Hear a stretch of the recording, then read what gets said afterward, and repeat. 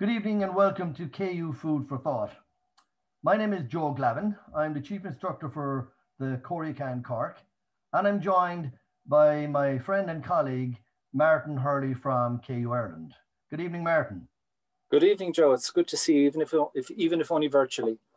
Well, you know, we're living in strange times, so this is as good as it gets.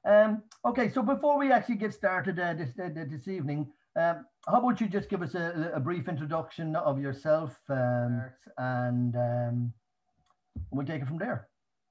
Yes, sure, Joe, certainly. Well, I started training in Shotokan in 1986, but it's probably fair to say my interest in martial arts goes back pretty much as long as I can remember.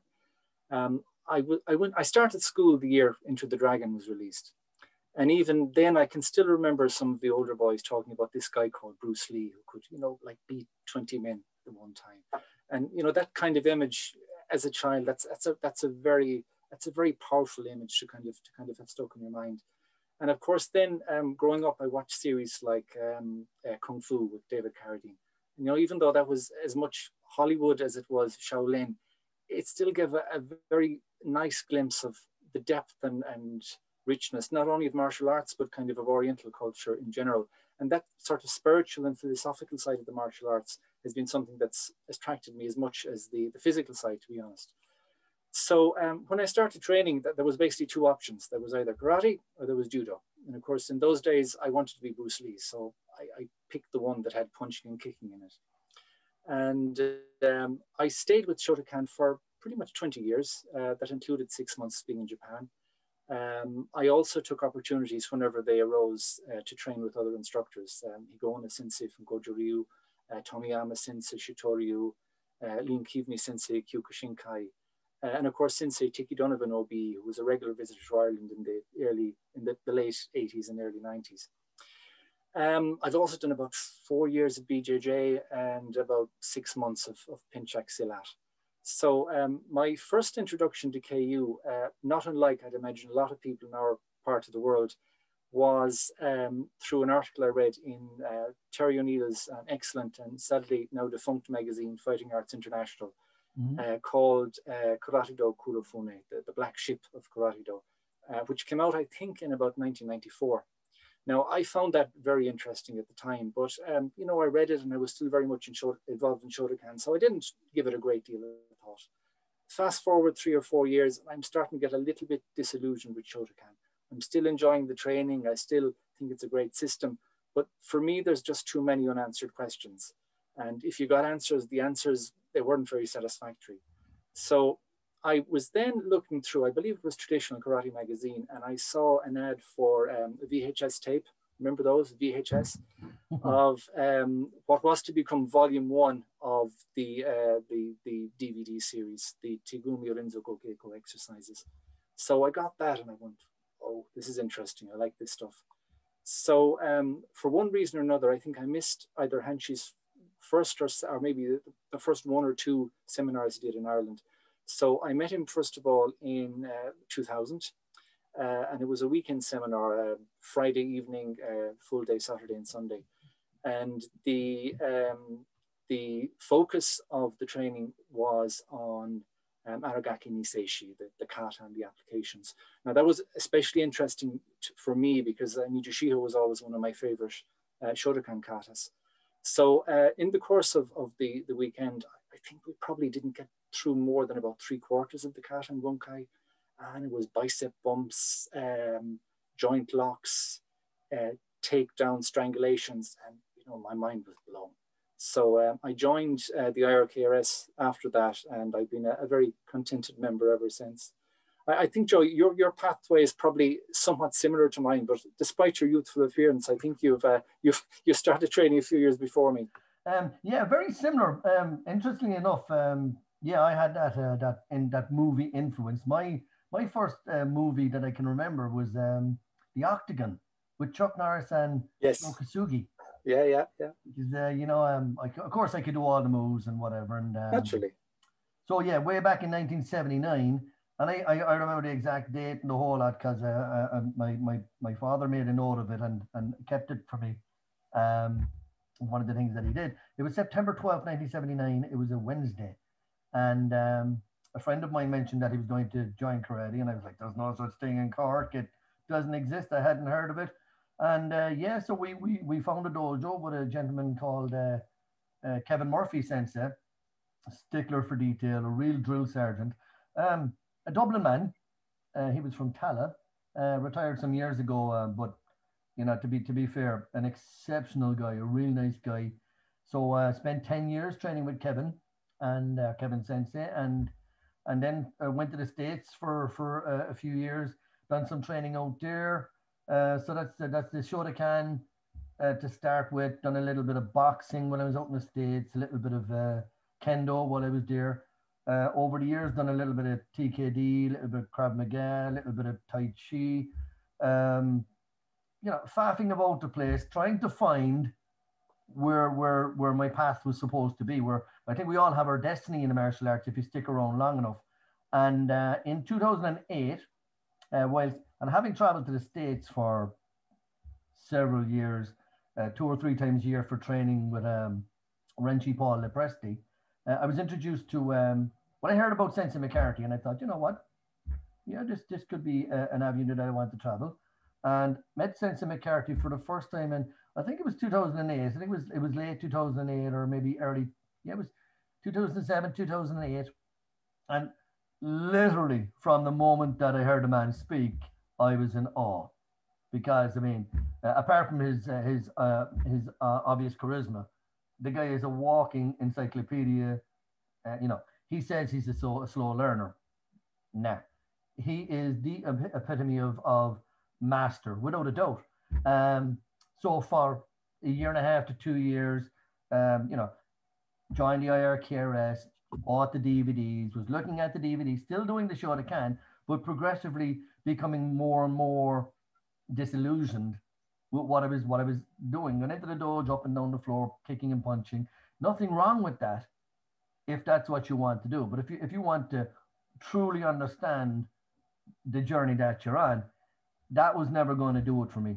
So in 2010, I made the official transition to KU, and I've been living and breathing it ever since. Yeah, I do sleep, but when I wake up in the morning, more often than not, I'm in here. And the beauty of the job that I was doing was that I could still do everything with regards to KU, with training and stuff like that, yeah, and still work. You know, COVID has removed that temporarily. Just gives me more time to stick around and train. And yeah, here we are. Journey is spectacular. Loving every minute of it, as I am right now. So we don't want to spend all night talking about me.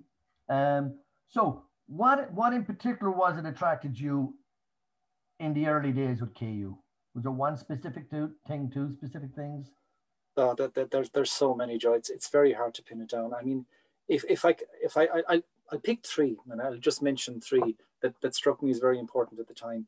The first was really more of an idea or a concept, and it's I think it's attributed to Motobu Choki Sensei, and Hanshi uses it in his translation of Watashi no Karate Jitsu. And it's the idea that the techniques of the kata were never intended for use by or against rather a trained fighter in an arena or battlefield, but rather for use against an attacker who had no knowledge of the type of techniques and principles that were to be used against them. Now that may not sound like much, but to me, for somebody who had been trained in Gohan Sambo and Ippon and Jiu Komite, to realize that the techniques were really intended for somebody doing something utterly different or against somebody utterly different, that was like taking the blinkers off, turning on the light bulb, whatever metaphor you wanted to use. The other one was a purely technical one, and that's the humble hikite, the proper use of hikite. So even, I mean, like yourself, I'm sure I was brought up, taught that hikite was for power generation, though I could never quite figure out why that extra bit of power was worth getting punched in the face. So learning that in conjunction with what the actual techniques were used against was a major eye-opener. The third one I'd mention is what we term the entry and exit techniques in kata. So you put all those 3 together and you pretty much have a complete package. one thing that I did find really, really difficult at the start, and it might sound a surprising one, because I mean, the breadth of the KU syllabus and the fact that there were certain aspects of it, like Nage was it, that I had no real training in before, that was daunting enough. But one of the things I found hardest was actually the body dynamics. And that's not even because the body dynamics in KU are particularly difficult. They're not. They're very natural once you get to use them. But in some cases, they were diametrically opposed to what I'd been learning for years in Shotokan. And the best example I can give is the stepping and sliding, which is such an integral part of KU. And I'm open to correction on this, but I'm not sure if there's any of the sort of post-war Japanese-inspired karate derivatives which use it in that particular way. No, I wouldn't be qualified to answer that particular point. But yeah, more or less the same for me. I've got this kind of energy that I like to just get to run in head first. Probably why I kept getting my nose broken. But you know, I eventually learned how to duck, or maybe to block or get out of the way. And that's a testament to KU as well. For me, I think in particular, it was the difference in the physical interaction between the participants. This looking back, and again, I don't wish to sound disrespectful, but the concept of someone stepping in with a single attack and the other person defending and executing 5 or 6 or whatever counters while the other guy stands there waiting for it. I'm thinking, yeah, it is no wonder I got smacked in the face so often. The beauty of moving in, moving out, anticipating how your opponent is going to move. Even if you only see what they're doing at the second, your instinctual covering up, absorbing, receiving. It's almost like poetry in motion when you get into it. Yeah, understanding how all this weaves into kata or out of kata, depending on which way you want to describe it. That's, for me, is the gift. It says that no matter where you go, what you do, from the point of learning that, you can now look at any form, any kata, any sequence of movement that has its basis in its contextual premise in combat or whatever way. That's the gift, because no sensei has given you the gift of pointing you in the right direction. You're showing you the door and saying, like, it's your choice if you want to go through that door. But once you make the choice to go through that door, the world is really your oyster. And all you got to do is keep one step in front of the other, and it's self-motivating, it's self-rewarding. You don't need anything from anybody, because once you're given the gift of knowledge, it can't be taken away from you, you know. And to address something that I find most difficult, it's probably age-related, injury-related, stuff like that. But it is the groundwork where you're required to kneel for long periods of time, or stepping while you're on the knee, that kind of stuff. I can do it for a little while. Ideally, I want to be on the ground and get a hold of you, and then, you know, gouge, poke, headbutt, bite, you know. All the good stuff. Ask any one of my lads. Yeah, you might be bigger than me, but you won't want to be on the ground with me for too long, because I'm a very huggy person, you know, or on the ground where I can get stuck in and pick you up or do whatever I have to do, you know. So let's discuss the HAPV-Theory.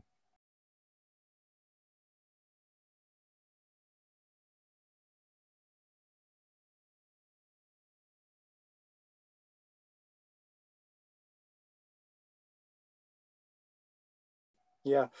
The HAPV-Theory is really the core concept in KU. And we use the phrase theory because, of course, it can never be proved with 100% certainty. But I like to think of it, it's a theory in the same way that gravity is a theory and evolution is a theory. You may not be able to prove them, but there's overwhelming empirical evidence for their validity. And the HAPV-Theory is I think, the same. For me, it's really the key to unlocking the secret of kata. Hansha uses this analogy of learning a song in relation to kata. So, for example, if you learn a kata without learning the application practices, it's like learning a song in a foreign language. So, and you know, it doesn't matter how talented a singer you are, and I know you're a very good singer, Joe, or indeed, or indeed, like in a kata context, how good a technician you are. But if you've somebody performing and they actually don't know the meaning of what they're doing, there's a complete different flavor to it than somebody who maybe isn't so physically gifted, but they know, they understand what they're doing implicitly. And there's a completely different flavor if you know what you're actually watching there. And if I can just give an example, if you know that the HAPV-Theory, and it's said, to give another analogy, it's I don't know if it's like maybe an archaeologist who learns cuneiform writing, and suddenly they're able to interpret texts in ancient Sumerian or something like that. And in a way, it's like that with Kata, because the language we're trying to learn, in one sense, doesn't exist anymore, because nobody knows exactly what the original founders meant. But if you know the HAPV-Theory, you can look at a technique in a kata. And of course, the older, the better, because some of the modern versions have changed for aesthetic and other reasons. And you can decipher what the founder meant. Now, of course, in a sense, what you're doing is just a guess, but it's a very educated guess. So just to give a very simple example, say you have a kata that's got 2 shotoukes in the kata. You look at you say, well, I've no idea what's meant by this, but let's look at HAPV-Theory. Is it defense against being grabbed from behind? Probably not. Is it defense being kicked? No. Well, say, what about if somebody reaches out to grab you and they go to punch you? And say, well, let's try that. And you say, well, say the first movement, I can use my hikide to block to grab the hand that's on my chest. The second one is going to intercept the attack. And then the next movement, I'm actually going to wrap my arm around his arm in an overhook. And my next shotouki actually becomes a strike to the carotid area. And you'll say, did that work? Yeah, that'll probably work. Is it what the original founder intended? I have no idea whatsoever. But then we go to another theory we're very fond of in KU, the duck theory. So, you know, if it swims, flies, has feathers and quacks, it's probably a duck. Yeah, but like Sensei has said many times in the past, we shouldn't be seeking what the masters taught. We should be seeking what they sought. So by not having an absolute definitive, this is exactly what it's for, it again makes the journey our own. It brings the journey back to us, and it becomes part of what we if you understand something completely, having all the like to try and I hope I don't paraphrase too badly. Having a pile of bricks doesn't make a house. You still need to know how to put the foundation down, put the brick on the mortar on the brick, and start stacking. Because having the information and then finding the way to put it together is the key. And for me, with HAPV, they start to mirror each other. You'll find yourself in similar situations where you'll instinctually move into something that you've done before. You have to have an indicator or a starting point before you can start building on it. Yes. You know, which in a way kind of brings us to Riya Tagumi, and we'll let you take the ball on that first, yeah.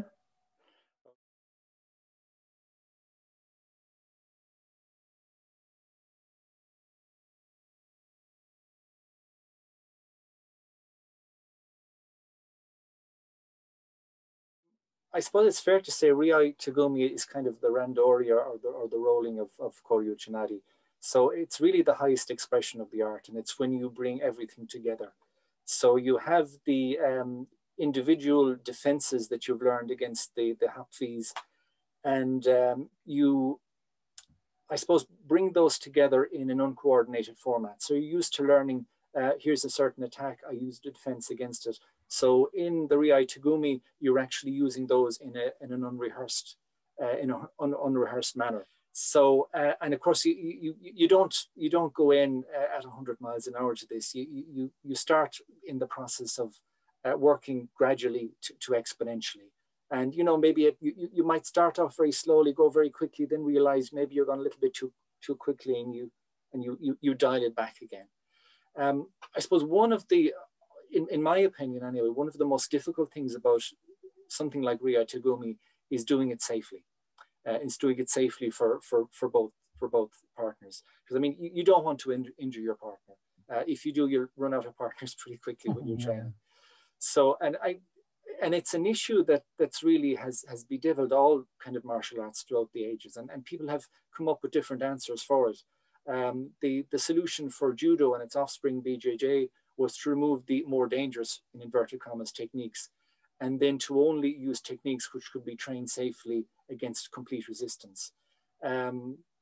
Western boxing, when it changed from the London prizing rules to the Marquess of Queensberry rules, they also removed some of the more dangerous techniques, and they started wearing gloves, which arguably made boxing actually more dangerous than less dangerous. But that's another issue. Pre-war karate, I think they used kendo armor, so you fight during wearing armor. So that's another option. They all have their advantages and disadvantages, but you know as well as I do that you need very little or no training at all to actually injure someone. It doesn't take any skill to hurt someone. One of my favorite sayings from the Chinese martial arts is to inflict injury is the mark of the beginner. To refrain from inflicting injury is the mark of the advanced student. And, you know, I mean, obviously accidents can happen when you're doing contact training. In the heat of passion, when people are going for it. Yeah, and I think that's the point of maybe having a qualified instructor watching over to control. So look, if you're, we all get passionate in the heat of battle, and that's where mistakes are made. And that's it. But I would think, just a final point on that, if you have a student who's habitually causing injury, that there's only two, I think there's only two possibilities here. Either that student is not a particularly nice person, and they probably need maybe a different type of education, or they're training at a level, at an intensity which is beyond their skill level. So that might be the stage they need to dial it back a little bit from the training to the practice phase, or maybe even the learning phase at the very start, because there might be one or two key concepts that might be missing. Mm-hmm. There are two approaches that I apply to just that. Is I frequently tell guys, work within your knowledge base. So don't be trying something. I mean, you can't do the matrix thing and levitate. Work within what you know. If you're in the process of learning something new, try it. If it doesn't work, figure out what's going wrong. Are you trying to execute the technique correctly, or if you're a senior and a junior, the senior marches to the drum beat of the junior. So you can try some stuff and test the capabilities, for lack of a better description, of the junior. But you don't take advantage just because you can. Listen, it's I'm conscious of the time. It's been an absolute thrill to spend the last however long it's been, because time flies when does fly when you have fun. So I'll just take this opportunity to formally say thank you very much for making the time to join me this evening. A pleasure as always, Joe. Especially to thank Sensei McCarthy for not only making all this possible, but for the gift. And I think for me is the best way to describe Koryu Uchinadi, HAPV-Theory, Riya Tagumi. We could list the whole thing. It's not really necessary, but it is a gift. He's pointed us in the direction. He sets the example. It's a lifelong journey, and I know you and I are enjoying it. And on that note, I think we'll just say thank you, and we'll talk to you soon, yeah? Thank you, Joe. All the best. Bye-bye. Bye-bye.